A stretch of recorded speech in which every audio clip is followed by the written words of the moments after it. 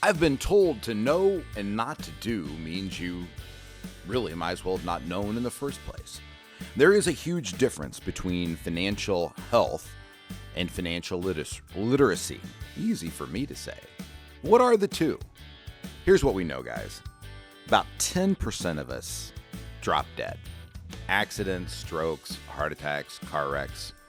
90% of us tend to fade away.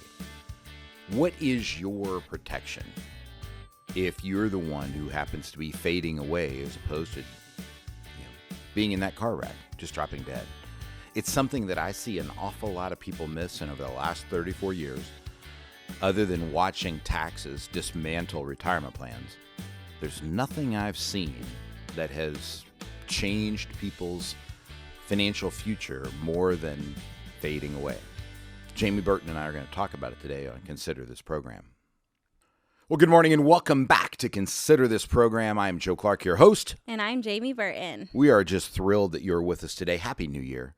I can't believe it's 2022 and we're starting this year off again, but here we are. And yet again, we are talking about the world of finances, the whole theme of this show. And remember, if you missed part of it, you can always get to our podcast on Consider This Program, whether that be iTunes or Downcast that I use or Spotify or Pandora. We are all over those places.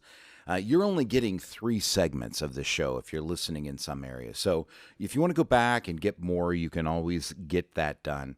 But we're talking about the implications of your financial health fading away and eroding your financial legacy. Now, this, I will tell you, is very, very personal to me. It is probably my swan song. I've spent 34 years in this industry. I don't know if you were ever given the task of how are you going to finish or not, but this is the one that I probably most imagine me ending my career helping people figure out how to solve for. So instead of me talking, because I can go on for hours about it, I'm going to let Jamie kind of explain to you what fading away is, how we look at it, and what we do. Yeah, so when we say fading away, what we're really talking about is that over time, when people get older, their mind starts to slip slowly. So it's not really something that happens, all at once. It's something that your loved ones are going to notice over time. So you forget to pay a bill, or you forget that you have this standing date with a group of friends that you go out to lunch with each day. So little things that you wouldn't typically forget, but over time you're starting to see that it's not just an automatic thing for you anymore. So we call that fading away because it just happens as you go along over time. So I don't want to, and this is no way to take away from what you just said. It typically does happen in an age-related incident.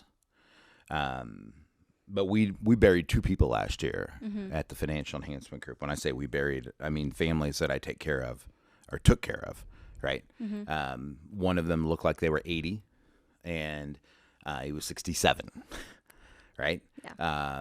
So fading away does tend to happen over an age situation.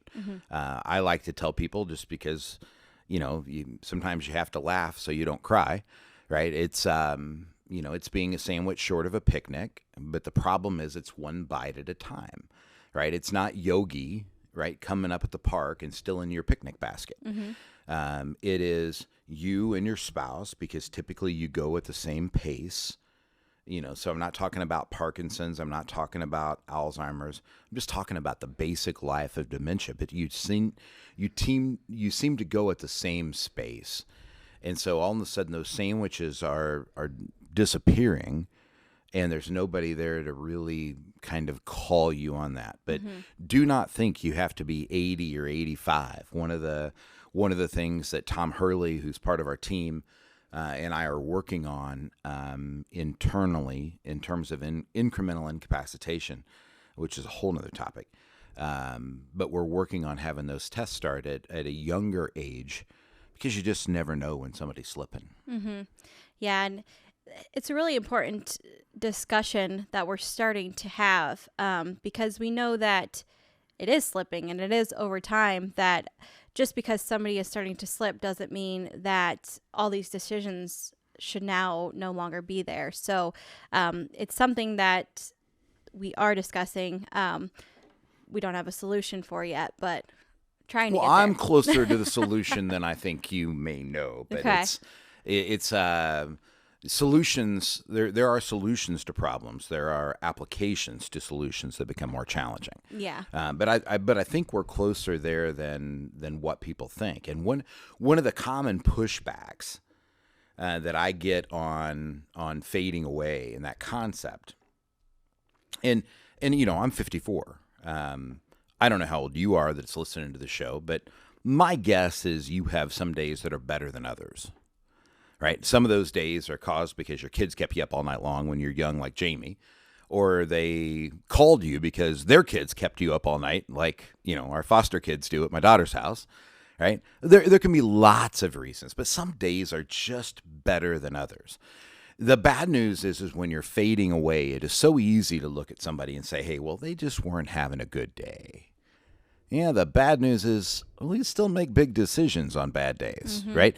There's no handcuffs on me that says, Joe, you're having a bad day today. Yep, I'm willing to acknowledge that. And I can still fire somebody, right? I can still hire somebody. I can still pull money out of a bank account or make an investment or, and that really, when you get to your retirement, it's not, to a large degree, when I talk about fading away, it's not protecting you from your worst day. It's protecting you from your best day, right? Because that's when you really begin to justify and to rationalize behavior. And it just helps to have somebody else who is impartial, right? I don't believe anybody involved in this should have anything to do with being an heir to the money that they're getting, right? But you have an idea, right? And you think this is a good plan, right? And God only knows what it is. But anyhow, you have an idea. Yeah. I think it is more beneficial than not to have somebody like me or Jamie or somebody on our team, that is not impartially invested in the decision-making process that says, yep, that's a good idea. Right? You've worked hard. You've saved and accumulated all this money. You should get a place in Florida. You've worked hard. You've accumulated all this money. You did the heavy lifting. You made decisions. Yeah, you should be able to buy that car. No. Tesla? No. And this is me joking about Tesla in terms of where it is right now. So don't take that as a authorized to sell or to buy. It's one of the questions that we were getting all throughout 2021 is, what about gold? What about Tesla? What about Bitcoin? What about Ethereum? Right. And there are, tons and tons of questions. It just helps, ladies and gentlemen, to have somebody help you separate the noise when you get to a certain stage. And that's one of the biggest issues that we do have, is that people don't have these conversations. They don't have the discussions with their loved ones or somebody like Joe and I that are fiduciaries that can help make these decisions. The conversations are just not had at all until it's too late. So we've seen people blow through millions of dollars because they just don't have any kind of plan in place. When an incident like this happens, when people start fading away, there's nothing set in stone that says, hey, if this happens, this is the next step. This is how we need to protect the assets that we have worked so hard to accumulate over these years. This is what happens if I can't take care of myself anymore. I want to be taken care of at home, or I want to go into a long-term care facility. These discussions aren't being had, and that's when we start running into the issues of not being able to take care of people how they really wish to be taken care of. So I've always talked on the show about what drove me to the fading away conversation, and it was about a Purdue professor going through $5.6 million, and will always touch my heart. And one of the neat things about this show, and this is my 24th year of being on radio. I've got a lot of you who will email, call, send me recipes. We used to have a cooking show that we did as well. And somebody reached out to me about a month ago, and It wasn't $5.6 million. It was $30 million. And, you had a guy who was a devout Christian. And I'm not telling you Christians don't gamble. That's not where I'm going. But devout Christian, he was in church every day, a good giver. Suddenly he's not going to church.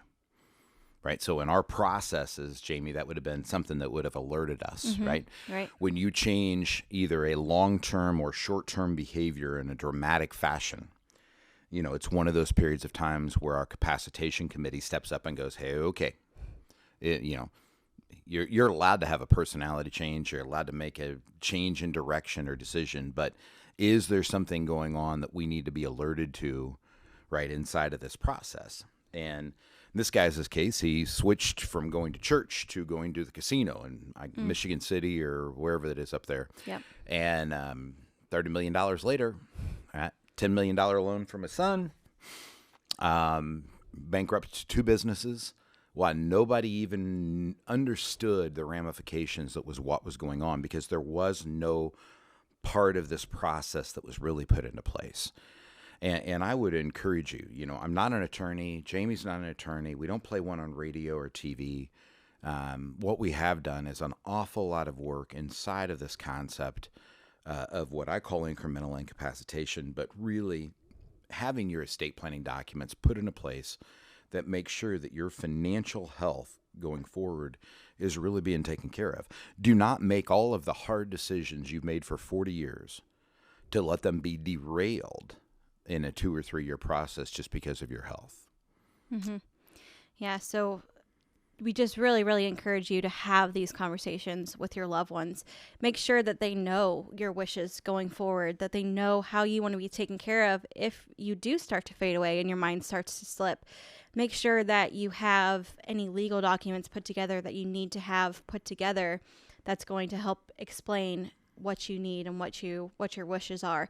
And make sure that once you do have those documents put together, that somebody that you know and trust knows where to find these documents and can easily get to them to make things as seamless as possible, because this is such an important conversation and such important knowledge for your loved ones to have.